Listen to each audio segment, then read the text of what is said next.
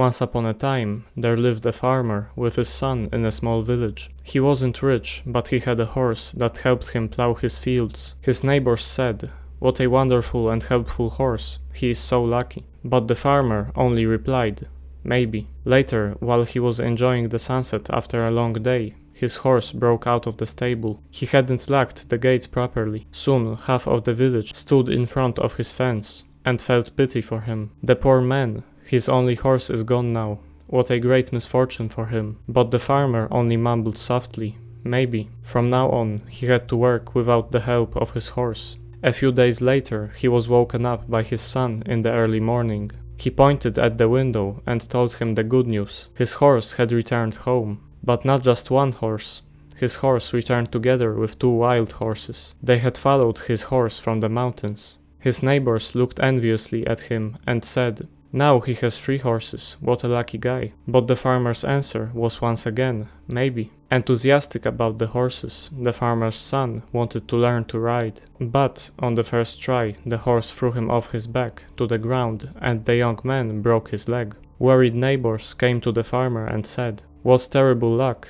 Who knows if he will ever be able to walk properly again?" The farmer took care of his son, but only replied, "Maybe." When night fell, riders could be heard coming into the village. They were soldiers looking for young men to send to war. All sons had to follow the military officers, except the farmer's son. He was unsuitable for the military because of his broken leg. The whole village came to the farmer and congratulated him on the fact that his son was spared the war. "You are so lucky. We don't know if we'll ever see our sons again," they told him. The farmer, however, leaned against the fence and replied, "Maybe." The definition of nihilism is the belief that nothing in the world has a real existence. Normally, when we speak of nihilism, we envision a person who has given up on life completely, because if nothing is real, then there is no real point of life as a whole. But that is only one of many ways of reacting to the nihilistic realization that life may be an illusion, and that what we do doesn't matter in the grand scheme of things. What if I told you that the wise farmer from the story is also a nihilist? He truly acts as if nothing that happens to him were real or mattered at all. No matter what happens, good or bad, his only comment is maybe. The reason for him saying maybe when bad things happen is not because he somehow magically knows that a good thing is going to happen next. The whole story could have just been bad things happening to him over and over again, and his response would still be the same, maybe. Neither does he represent the belief that you should be grateful for what you have, and that if times are bad today, then they will be better tomorrow, which is how some people would interpret the story. There is no sign of gratitude or positive thinking in him. The only thing he represents is true and pure indifference. This stoic indifference can only come from one place, and that is the belief that nothing has a real existence, which is precisely the definition of nihilism. There is a difference between not believing that life makes sense and not believing that anything is real. If nothing is real, then there is no life in the first place that can either make or not make sense. There is also no such thing as things making or not making sense. There simply is nothing, at least in the intellectual sense. You may ask, if nothing exists, how can we see the world before our eyes? How do we feel pleasure and pain? Well, we do exist, at least in a certain subjective sense. At least that's what we perceive our experience as. But let's say, when you're having a dream, you have no way of knowing if that dream is reality or not. It seems real in the moment you're having the dream, and it is only when you wake up that you realize it was in fact a dream and not reality. Now, who is to say that our lives are not also sort of a dream? We have no way of knowing the answer to that question, but just knowing that there is a possibility of our lives not being real opens up a plethora of new ways of perceiving existence, one of which is nihilism. Here again, I want to point out that by nihilism, I mean the belief that nothing in the world has a real existence, and not the belief that life has no meaning. The belief that life has no meaning is only one of many possible reactions to the fact that life may not be real. But let's break down the definition further. If taken in the most literal and extreme form, the definition itself doesn't make any sense. Let's start with the premise that nothing in the world is real. that there is no such thing as existence. In that state, how can there ever be any belief? How can there ever be nihilism itself? In short, in the true nihilistic belief, there is no such thing as either the presence or absence of nihilism. Let's think about it. Let's start with the premise that we adopted a nihilistic point of view. Now, let's ask the question, is our point of view nihilistic? Normally, in any other case, the answer would obviously be yes, but based on the nihilistic premise that nothing exists, the question of is our point of view nihilistic doesn't make any sense because nothing exists. So, there is no such thing as a point of view, and there is no such thing as nihilism. Now that you have become a nihilist, there is no correct answer to the question. If there is no answer, the question itself becomes empty. So does the thought experiment itself, so does the process of thinking as a whole, and, at least from the logical point of view, life as a whole becomes empty. This is exactly how nihilism can make our lives seem meaningless. But if that is the case, then why did the farmer from the story continue his life? If he believed that nothing has a real existence, and in turn, he didn't care if good things or bad things happened to him, why in the world would he still wake up in the morning and do his work? Apparently, just because life seems to be empty and meaningless logically, it doesn't mean that you cannot live. Maybe the quote, "Man cannot stand a meaningless life," is not necessarily true.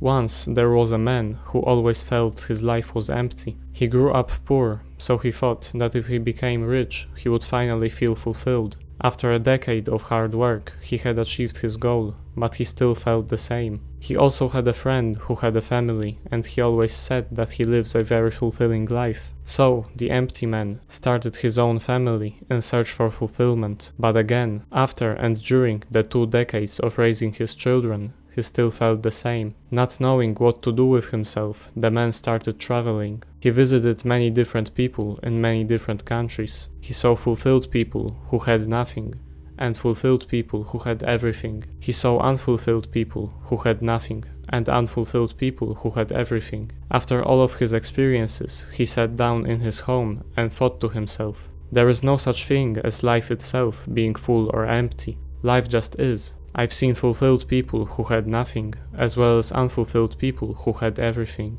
Fulfillment and meaning is not the way that our life is. It is the way that we feel about our life. Life was never empty or full, meaningless or meaningful to begin with.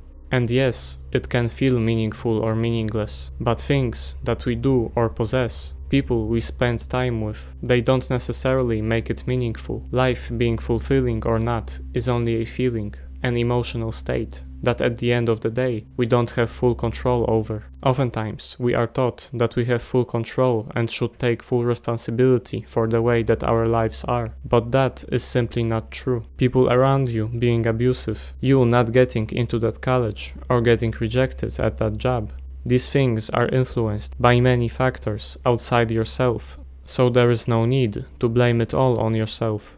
That is where the nihilistic perspective comes into play. The belief that nothing in the world has a real existence helps you detach yourself from whatever is happening in your life. If the smart farmer from the first story got rejected at a college and people would say, "What a pity," he would simply reply, "Maybe," instead of being unnecessarily angry at himself for it. And he wouldn't do so just to lessen the emotional burden, but he would do so out of a genuine belief that even though his pain may feel real, it is so only from his perspective, and existence as a whole may not even be real.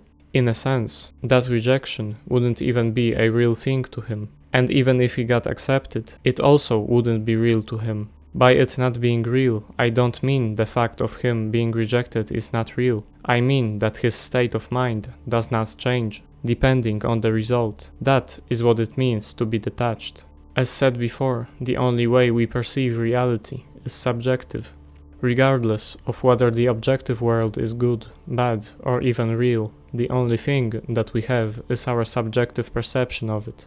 But if no matter what we perceive, our state of mind remains the same, then it is as if existence were not real in the first place. That is the true state of mind of the smart farmer, and of nihilism as a philosophy.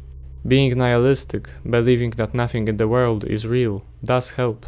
But there seems to be one problem with that line of thought. If nothing in the world is real, why do anything? If, no matter what you accomplish or don't accomplish, your state of mind will remain the same, then why should we even bother trying to accomplish things or even live at all? This is where Zen Buddhism comes in. It has a lot to do with nihilism, as it teaches that the world is empty and just an illusion. All things are empty, and there is nothing desirable and to be sought after. Wherever there is the merit of brightness, there follows the demerit of darkness.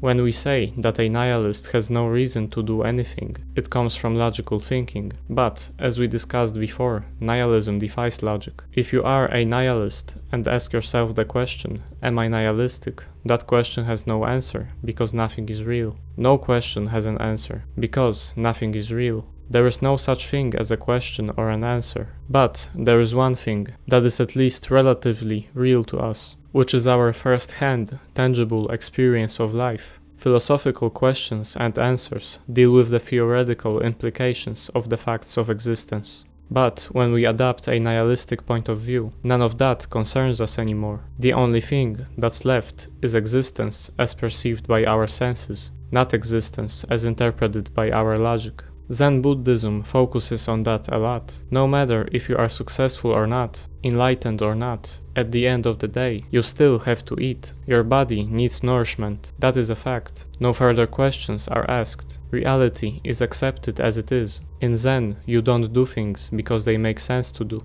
You simply do them. By being nihilistic, you are able to keep a certain distance from your thoughts, as they are of the ego mind, which focuses on the illusion that is reality. By getting rid of your thoughts, you don't get rid of the meaning of your life. In actuality, you get rid of a lot of unnecessary baggage that doesn't let you live your life. For most people, chances are, you already know what you want or need to do. The reason you're looking for so many answers and information is because what you want to do may be difficult, or you have feelings, thoughts, and emotions stopping you from doing it. Nihilism helps lower that barrier. Through the belief that nothing is real, you get detached from your thoughts and emotions, which in turn enables you to live effortlessly.